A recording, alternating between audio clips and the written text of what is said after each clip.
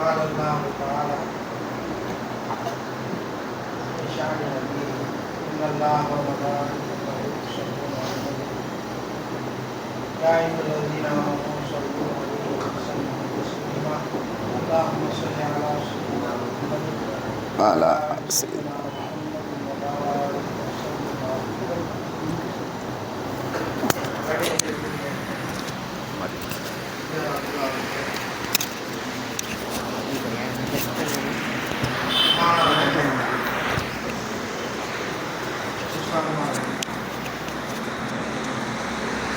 பெரியவர்களே, ஊரார்களே,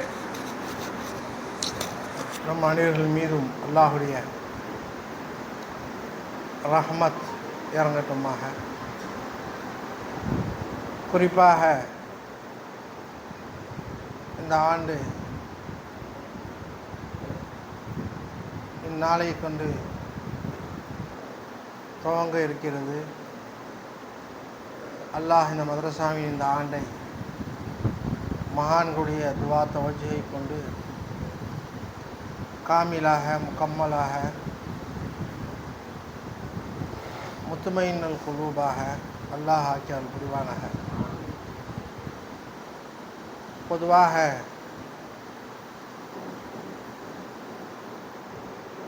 மாணவர்கள், உஸ்தாதுமார்கள், மாணவர்கள் எப்படி உஸ்தாதுமார்களுக்கு அதப் செய்வது அவசியமோ, அதேபோல் மாணவர்களுடைய உள்ளங்களிலே அவருடைய தாகத்தை போக்குவதும் உஸ்தாதுமார்களுடைய கடமையாக இருக்கிறது. பொதுவாக ஏதோ நாம் சொல்லிக் கொடுத்தோம் என்பதாக இல்லாமல் அவருடைய தாகத்தை, இல்ம் என்ற தாகத்தை போர்ப்பதற்கு நாம் முயற்சி செய்யவும் வேண்டும்.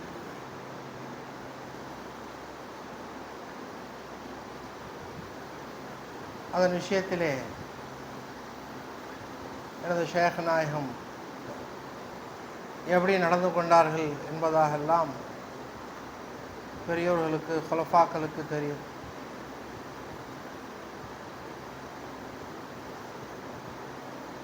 தாதா சர்க்கார் நூரி நாயகம் ரஹ்மத்துல்லாஹி அலைஹி அவர்கள் ஞாபகப்படுத்துவார்கள். சுருக்கமாக ஒரு 1/4 மணி நேரம் பேசி முடித்துக் கொள்கிறேன். அவங்க சொல்லுவாங்க, மாணவர்களுக்கு பாடம் நடத்தும்போது அந்த பாடம் அவங்களுக்கு தெரியாது. நாம் ஏதாவது சொல்லிக் கொடுத்து தப்பிச்சிடலாம் என்பதாக நினச்சா அல்லாஹ் குரவலே பிடிச்சிடும். அன்ஜானாக இருந்து பே இல்மை போல், இல்மு இல்லாதவர்களைப் போல் அல்லாஹ் அந்த சூரத்தில் அமர்ந்து கேட்கிறான் என்பதாக சொல்கிறார். அலீமாக இருக்க, இல்முள்ளவனாக இருக்க, யாவற்றையும் அறிந்தவனாக இருக்க, அறியாதவர்களைப் போல் அமர்ந்து அல்லாஹ் கேட்கிறான். ஆனால் உஸ்தாதுமார்கள் உஷாராக நடந்து கொள்ள வேண்டும் என்பதாகெல்லாம் நமக்கு ஞாபகப்படுத்தப்படுகிறது. அவங்களுடைய தர்ஜுமானிலே எழுதப்பட்டிருக்கிறது. அதன் அடிப்படையிலே மாணவர்களும் உஸ்தாதுமார்களுக்கு அதப் செய்யக்கூடிய மாணவர்களாக, உஸ்தாதுமார்களாகிய நாங்களும் அவர்களுடைய தாகத்தை தீர்க்கக்கூடியவர்களாக ஆக்கி அல்லாஹ் அருள் புரிய வேண்டும். மேலும் நமது ஷேக் நாயகம் அவர்களுடைய பீர்பாய் ஷம்சுல் ஆரிஃபீன் சர்க்கார் கிபிலா ஃபைசி நாயகம் அவர்களை வச்சு தான் இந்த 100 ஷீட்டு என்பதாக சொல்லுவாங்க அடிக்கடி. அவங்க இல்லைன்னா இந்த 100 ஷீட் கிடையாது. அவர்கள் தாதா சர்க்காரை காமித்து கொடுத்ததின் காரணத்தினால்தான் நமக்கு இந்த வாழ்க்கை என்பதாகலாம் பெருமிதத்துடன் பேசிக்கொள்வார். ஒரு தடவை தனது பேக்கை திறந்தார்கள். ஹாப்ஸா ஹஜாதா கான்காவுடைய கணக்குகளை பார்ப்பார்கள். 50,000 ரூபா பணத்தை கொடுத்துட்டு, நம்ம கமால் நினைக்காதப்பா, லால்பேட்டை எஜமா ஃபைதீநாயகத்துடைய பிச்சை அல்லாஹ் தாலா கேட்கும் போதெல்லாம் கொடுக்குறான். பள்ளியாசை கட்டினாங்க, 5 வீடு கட்டி கொடுத்தாங்க பிள்ளைகளுக்கு என்பதாக அவர்கள் மீது ரொம்பவும் சுக்ரியா நன்றியுடையவர்களாக வாழ்ந்தார்கள். அவர்களைப் போல் நம்மால் நன்றி செலுத்த முடியாவிட்டாலும் ஏதோ அவருடைய புதல்வர் சஜாதா கமலா ஹஜ்ஜிக்கு செல்ல இருக்கிறார்கள். பொதுவாக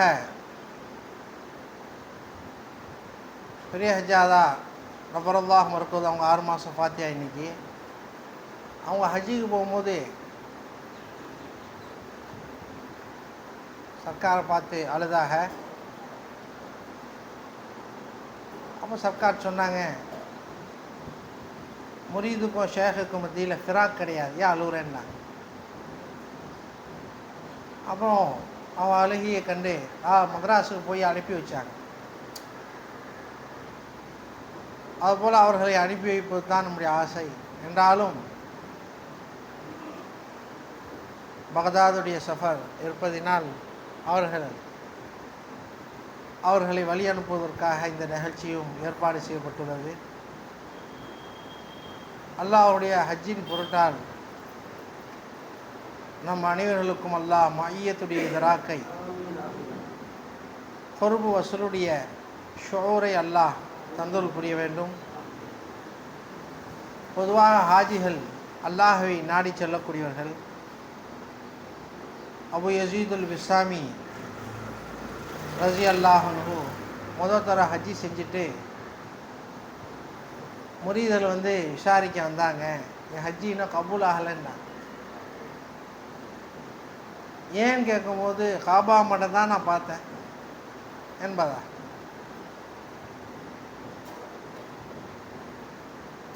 பிறகு கொஞ்ச நாள் கழிந்த பிறகு 2வது தடவையாக ஹஜ்ஜி செஞ்சாங்க.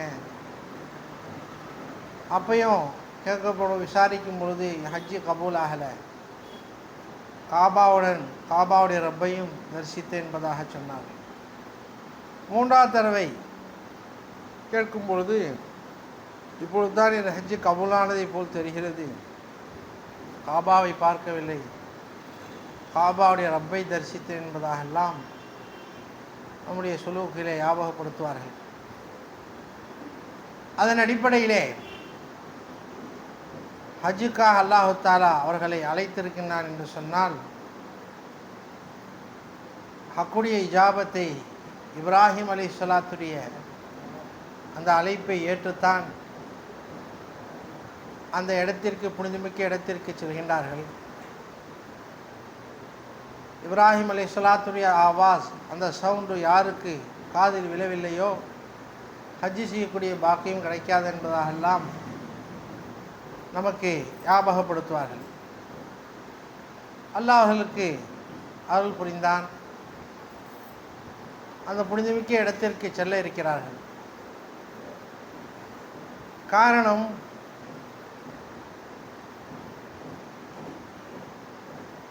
ஒரு மனிதனுக்கு ஒரு மனிதனின் மீது பிரியம் ஏற்பட்டால்,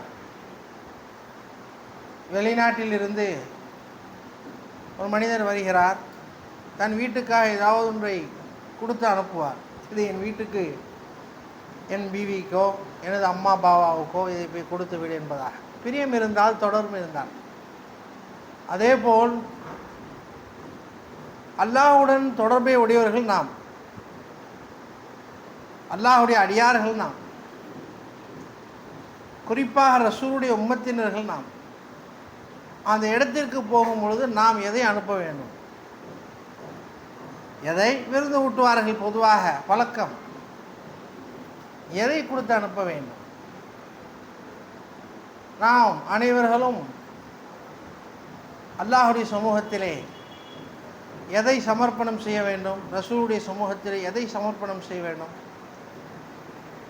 அவர்களிடம் ஒப்படைத்து விட்டால் அவருடன் இருக்கக்கூடிய அல்லாஹ் கபூல் செய்து கொள்வார். எதை சமர்ப்பணம் செய்ய வேண்டும் என்று சொன்னால், யா அல்லாஹ், என்னை உனது அடிமையாக என்னை ஏற்றுக்கொள். அதேபோல் யா ரசூல் அல்லாஹ், உண்மையான உம்மத்தினர்களாக என்னை ஏற்றுக்கொள்ளுங்கள். இதை நாம் சமர்ப்பணம் செய்து அவர்களிடம் நாம் சொல்லி அனுப்ப வேண்டும். அல்லாஹ் ரசூல் ஏற்றுக்கொண்டால் போதும். அல்லாஹி பஸ் பாக்கி ஹவஸ் என்பதாக சொல்வார். அல்லாஹ் போதுமானவன், பாக்கி அனைத்தும் நமக்கு தேவையில்லை என்பதாக சொல்வார். ஆகவே அல்லாஹுடைய சமூகத்திலே நாம் ஏற்றுக்கொள்ளப்பட்ட அடியார்களாக ஆக வேண்டும். ரசூலுடைய சமூகத்திலேயும் நாம் மக்பூலாக ஆக வேண்டும். அந்த இருவர்கள் மீது உண்டான முஹப்பத்தை, பிரியத்தை ஹாஜிகளிடம் வெளிப்படுத்துவதும் அவசியம். ஹாஜிகளிடம் வெளிப்படுத்துவதும் அவசியம். குறிப்பாக ஹாஜிகள் ஹஜ்ஜிக்கு சென்ற பிறகு அங்கே பல சிரமங்கள் சந்தித்து திரும்புகிறார்கள். அன்று பிறந்த பாலகனை போல் அந்த குழந்தைக்கு எந்த கஷ்டமும் கிடையாது.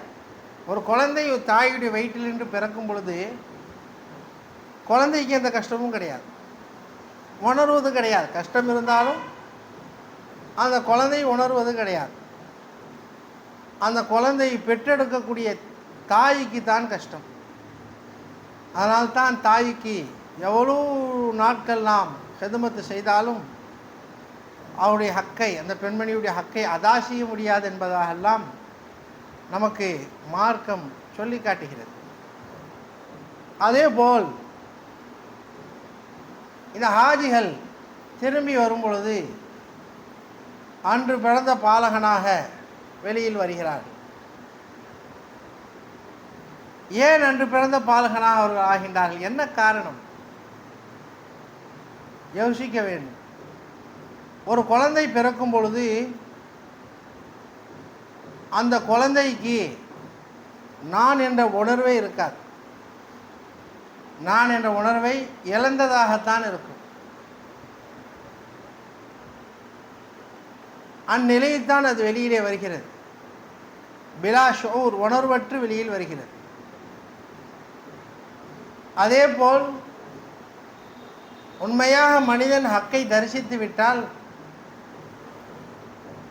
ஹக்குடைய ரசூலை தரிசித்து விட்டால், பேஷூராக தனக்கென்று ஒரு உணர்வற்றவர்களாக, அல்லாஹுடைய உணர்வை சுமந்தவர்களாக, ஷாயிலுல்லாவாக அவர்கள் திரும்பி வருகிறார்கள். ஆகவே தான் அவர்களை மதிப்பது, கட்டி அணைப்பது, முத்தமிடுவது எல்லாம் நமக்கு மத்தியில் புழக்கத்தில் உள்ளது, மார்க்கத்திலும் அனுமதிக்கப்பட்ட ஒரு விஷயம். அதன் அடிப்படையிலே ஹாஜிகள் அல்லாஹ்வை நாடி செல்கிறார்கள். நபியவர்கள் குறிப்பிடும் பொழுது, மினாவில் இந்த பயானை மிஸ்கீன் பேசினேன். மஃப்தகரல் ஹாஜு, மினா டென்ட்டிலே ஹாஜிகள் ஃபக்கீராக ஆக மாட்டார்கள். நிறைய ஹாஜி ஹஜ்ஜிக்கு போயிட்டு வந்த பிறகு காசி இருக்க மாட்டேங்குதே, ஃபக்கீராக மாட்டாங்க. ரசூலுல்லாஹ் சொல்கிறாங்க, ஃபக்கீராக ஆக மாட்டாங்க. யோசிக்கின்றான். மிஸ்கீன் அல்லாஹ் தஆலா ஹஜ்ஜிக்கு அழைத்து சென்றான். 3 லட்சம் தான் இருந்தது. அது 3ஐ 3ஆக பெருக்கி 10 லட்சமாக அல்லாஹ் ஆக்கி திருப்பி கொண்டு வந்தான்.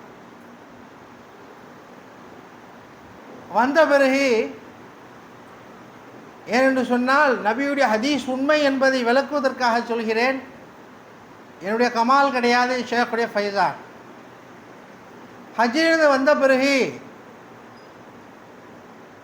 என்னுடைய வீட்டில் அரிசி பானையில் அரிசி இல்லை, வாங்குவதற்கும் காசு இல்லை. அல்லாஹ்விடம் சொல்கின்றேன், உங்களிடம் சொல்லி என்ன பிரயோஜனம்? அரிசி பானையில் அரிசி இல்லை, கறி வாங்குவதற்கு காசு இல்லை. மஃப்தகர் ஹாஜ் நபி அவர்கள் சொல்கிறார்களே, ஹாஜிகள் ஃபகீராக மாட்டார்கள் என்பதாக. அப்போ நபியுடைய சொல் உண்மையா, நம்முடைய வாழ்க்கை பொய்யா? அல்லது நம்முடைய வாழ்க்கை உண்மையா, நபியுடைய சொல் பொய்யா? நவுஸ் பில்லாஹி மின் ஸாலிக். நபியுடைய சொல் ஒரு காலம் பொய்யா ஆகவே ஆகாது. நாம் பொய்யானவர்களை தவிர நபியுடைய சொல் பொய்யா ஆகாது. மஃப்தகர் ஹாஜ் என்று சொன்னால் ஃபக்ர் ரெண்டு வகை. ஃபக்ர் என்றால் தேவையாகுதல். இரண்டு வகைப்படும். ஒன்று அல்லாஹின் பக்கம் தேவையாகுதல், ஒன்று அல்லாஹ் அல்லாத வஸ்துக்களின் பக்கம் தேவையாகுதல். அல்லாஹ் அல்லாத வஸ்துக்களின் பக்கம் தேவையாகுதல் ஃபக்ரை மஸ்மூம் என்பதாக சொல்வார்கள். பலிக்கப்படும் ஒரு ஏழ்மை. அல்லாஹ்வின் பக்கம் தேவையாகுதல் தான் அசல் செல்வம் என்பதாக சொல்வார். ஒரு மனுஷன்ட்ட உதாரணமாக சொல்கிறேன், காசு இல்லை, பணம் இல்லை, சொத்து இல்லை, செல்வாக்கு இல்லை, பரம ஏழை. அவன்கிட்ட போய் ஒரு 10,000 ரூபா கொடுங்க கேட்டாக்கா கொடுப்பான்? அவன் கொடுக்க மாட்டான். அவனுக்கும் கேவலம், கேட்டவனுக்கும் கேவலம். ஒன்றை இல்லைன்னு தெரிஞ்ச பிறகு ஏன்பா போனாங்க போய்? அதான் அல்லாஹ் சொல்கிறான், லௌஃப தாலிபு வல் மத்லூப். என் கைரிடம் என் அல்லாத வஸ்துக்களை நீ தேடி அலைமோதுகிறாயே, தேடக்கூடிய நீயும் பலகீனமானவன், தேடப்பட்ட அந்த வஸ்துவும் பலகீனமானவன் என்பதாக அல்லாஹ் குறிப்பிடுகிறான். ஒமா கதருல்லா ஹக்க கதிரிஹி. தாலிபுக்கும் மத்லூபுக்கும் மத்தியில் நான் இருக்கிறேனே, அல்லாஹ்வாகிய நான், என்னை நீ மதிக்கவில்லையே, என்னை ஒரு முகம் பார்க்கவில்லையா, நீ உன்னுடைய கண்ணால் என்னை பார்த்திருக்கலாமே என்பதாக அல்லாஹ் தஆலா தன் திருமறையில் ஞாபகப்படுத்துகிறான். ஆகவே மஹ்லூக்காகிய நம்மிடம், சிறுசுகளாகிய நம்மிடம் ஒன்றுமில்லை என்பதாக தெரிந்த பிறகு அங்கே போய் நிற்பது அதைவிட கேவலம் ஒன்றுமே கிடையாது. ஆகவே மஃப்தகரல் ஹாஜ் என்று சொன்னாலே அல்லாஹ்வை அறிந்து புரிந்து ஹஜ்ஜுக்கு சென்றவர்கள், அவனை தரிசித்தவர்கள், அவனை முலாக்கா செய்தவர்கள். அல்லாஹ்வை முலாக்கா செய்ய முடியாதா? மாமனை மச்சானை முலாக்கா செய்கின்றோம், அல்லாஹ்வை முலாக்கா செய்ய முடியாதா? ஃபைன்னஹும் முலாக்கு ரப்பிஹிம். அல்லாஹ் சொல்கிறான், ஃபைன்னஹும் முலாக்கு ரப்பிஹிம். எனது அடியார்கள், என்னை சார்ந்தவர்கள் என்னையே முலாக்கா செய்வார்கள் என்பதாக அல்லாஹ்வை முலாக்கா செய்யக்கூடிய இருக்கத்தான் செய்கின்றார்கள். ஆகவே நாம் யோசிக்க வேண்டும். மஹ்லூக்கிலே, சிறுசிகளிலே ஒன்றுமில்லை என்பதாக தெரிந்த பிறகு திரும்ப திரும்ப தொங்குவது அதைவிட கேவலம் ஜில்லத் ஒன்றுமே கிடையாது. ஆகவே ஹஜ்ஜி நசீபானவர்களுக்கு, மபரூரான மக்பூலான ஹஜ்ஜி நசீபானவர்களுக்கு அவருடைய சிந்தனை, அவருடைய பார்வை, அவர்களுடைய தவஜ்ஜு சதா அல்லாஹின் பக்கம் இருக்கும். அல்லாஹின் பக்கம் இருக்கும். எப்படியோ அல்லாஹ் பூர்த்தி செய்வான். தஷ்பீஹில் அல்லாஹ் பூர்த்தி செய்வான். தஷ்பீஹில் அல்லாஹ் பூர்த்தி செய்வான். தன்சீஹில் உள்ள அல்லாஹ் தஷ்பீஹில் அல்லாஹ் பூர்த்தி செய்வான். தன்சீஹிலே பூர்த்தி செய்ய முடிந்தும் அல்லாஹ் பூர்த்தி செய்தவனுக்கு நீ ஹிலாஃபு செய்தால் உடனுக்குடன் தண்டனை அடங்கும். ஆகவே தான் அல்லாஹ் ஷானே முஷப்பஹில் அல்லாஹ் பூர்த்தி செய்கிறான். ஆகவே நாம் அவர்கள் ஃபைசி நாயகத்துடைய தவ புதல்வர் அல்லாஹ்வை பற்றி இர்ஃபானி இந்த தென்னகத்திற்கு பரப்பியவர்கள் ஃபைசி நாயகம் அவர்கள் ஹஜ்ஜுக்கு செல்ல இருக்கிறார்கள். நாம் அனைவர்களும் துவா செய்ய வேண்டும். ஆஃபியத்தாக சென்று ஆஃபியத்தாக அவர்கள் திரும்ப வேண்டும். மேலும் அவர்களுக்கு அல்லாஹு தஆலா எல்லா வகையான அஸ்பாபுகளையும் காரணங்களையும் அல்லாஹ் தந்தருள் புரிய வேண்டும். அஸ்பாபுகளை முவாஃபகத் செய்து தர வேண்டும். ஜுல்கர்னைன் அலைஹிஸ்ஸலாத்து வஸ்ஸலாம் அவர்கள் வலி என்பதாக சொல்கின்றார்கள், நபி என்பதாகவும் இஃப்திலாஃப்.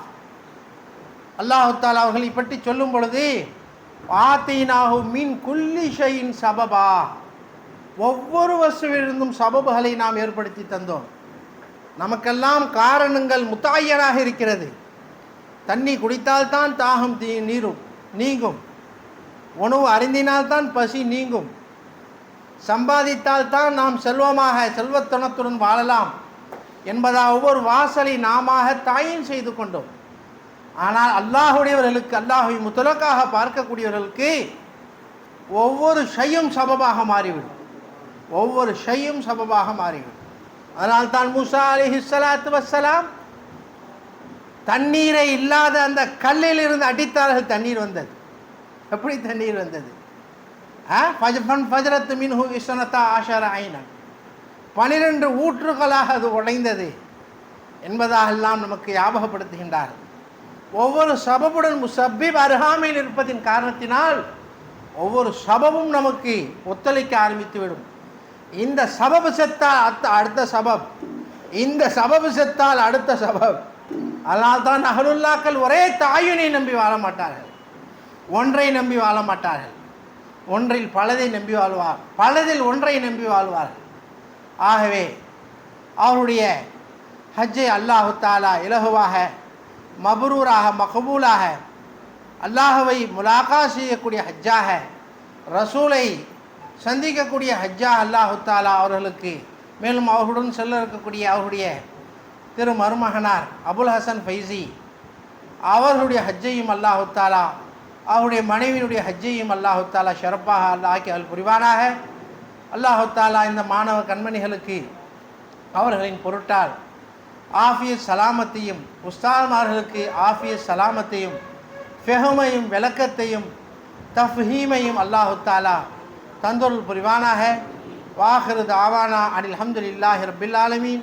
அஸ்ஸலாமு அலைக்கும் வரஹ்மத்துல்லாஹி வபரகாத்துஹு.